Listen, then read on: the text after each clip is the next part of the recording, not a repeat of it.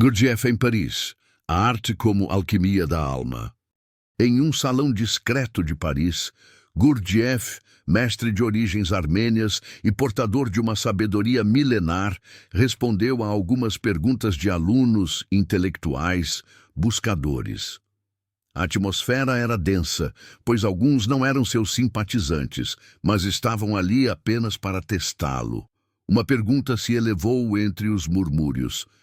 É necessário estudar os fundamentos matemáticos da arte ou é possível criar obras apenas com inspiração? Gurdjieff não respondeu imediatamente. Ele olhou como se escutasse uma melodia distante e então falou com lentidão e precisão. Sem este estudo, só se pode esperar resultados acidentais. Repetição, esqueça. O que virá será sempre ao acaso. Essa afirmação é a chave de entrada para uma dimensão da arte que poucos conhecem. A arte como ciência, como veículo de influência consciente, como prática espiritual e alquímica. Nos minutos seguintes, ele desmonta a ideia romântica de arte inspirada, de gênio inconsciente, de emoção pura. A verdadeira arte, diz ele, exige compreensão de todos os lados. Ele afirma: não há arte criativa inconsciente, e nosso sentimento hoje é muito estúpido, vê apenas um lado.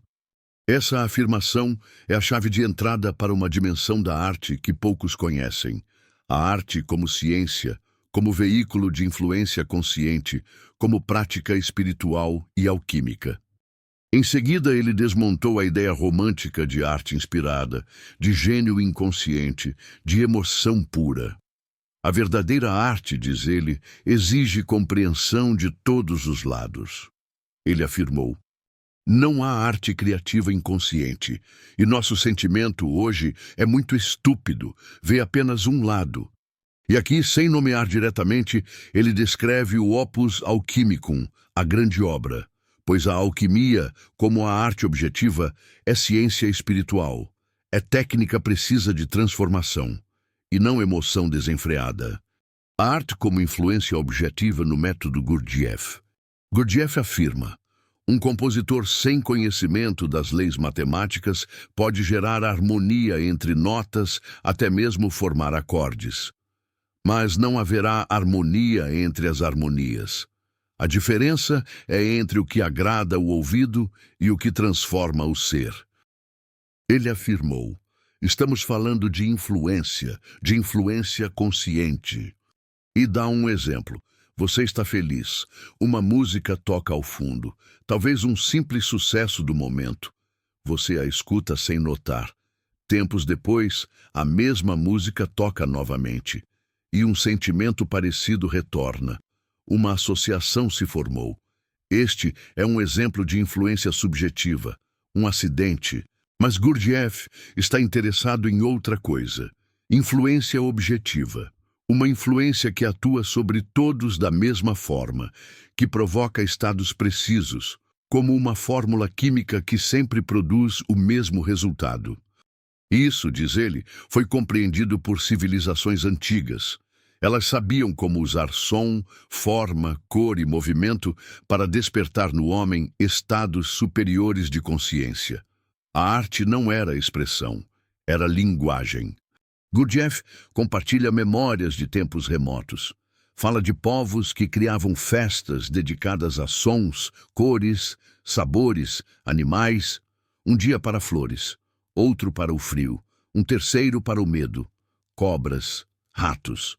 Nessas festas, as pessoas ingeriam bebidas ou fumos específicos, cuidadosamente preparados.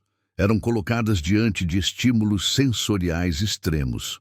O objetivo: criar associações novas, impressões profundas, libertar o homem de medos e automatismos.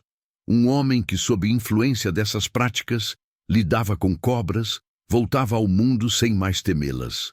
Um medo fora transmutado. O que se praticava ali era alquimia psicológica, calcinação das emoções inferiores, dissolução de apegos, coagulação de novos centros de percepção.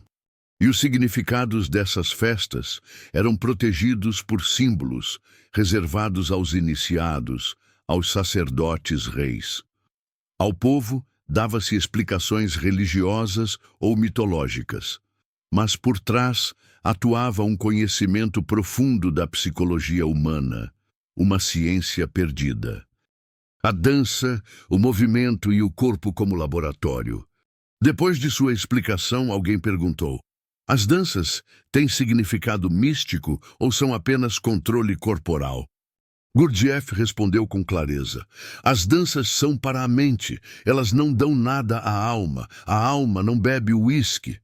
O que a alma bebe, ele não diz, mas indica, é algo que não se expressa mecanicamente. Os movimentos que ele ensina são diferentes. Não são danças por estética ou exercício, são mensagens cifradas, fórmulas geométricas, escrituras em movimento. Cada gesto possui significado, cada sequência expressa uma ideia metafísica. Alguns movimentos codificam textos religiosos, ideias filosóficas, até mesmo receitas culinárias. Movimentos como linguagem simbólica. Aqui entra o verdadeiro laboratório alquímico. O corpo é o cadinho, a atenção é o fogo, o sentimento é o mercúrio, a mente é o sal que decanta a experiência. Tudo se mistura no ato de dançar com atenção. Movimentos que unem mente, sentimento e corpo são ferramentas para a unificação do ser, o verdadeiro propósito da alquimia interior. Gurdjieff diz: na antiguidade não se escreviam livros, o conhecimento era transmitido através da arte. Pinturas, estátuas, arquitetura, música, tudo era escritura simbólica. Pinturas, estátuas, arquitetura, música, tudo era escritura simbólica. Mas para ler, era preciso conhecer a linguagem. Gurdjieff conta um experimento, um prédio no Oriente com 2 aposentos. Todos que entravam, persas, ingleses, idosos, jovens, choravam. Reação uniforme. Por quê? Porque a arquitetura tinha sido construída com vibrações matemáticas precisas, um artefato emocional, uma estrutura vibratória. Outro experimento. Instrumentos musicais afinados de forma incomum, sons organizados para induzir estados de oração. E funcionava, até com passantes casuais. Isso é arte objetiva. Isso é alquimia sonora e espacial. Para Gurdjieff, a arte de hoje é subjetiva. Cada um sente o que quer, gosta ou desgosta. Mas no passado, quem conhecia os símbolos entendia o mesmo conteúdo, como quem lê um idioma. Assim como alquimistas ocultavam segredos em linguagem velada, os artistas antigos escondiam mapas espirituais em suas obras. Não era para agradar, era para transmutar. Um último aluno pergunta: a arte tem lugar no seu ensinamento? E Gurdjieff respondeu: para nós, a arte não é um fim, é um meio de estudo, de transformação, de despertar. A arte, como os movimentos, serve para criar aquilo que não pode ser criado mecanicamente. Serve para unir as 3 partes do homem: corpo, emoção e pensamento.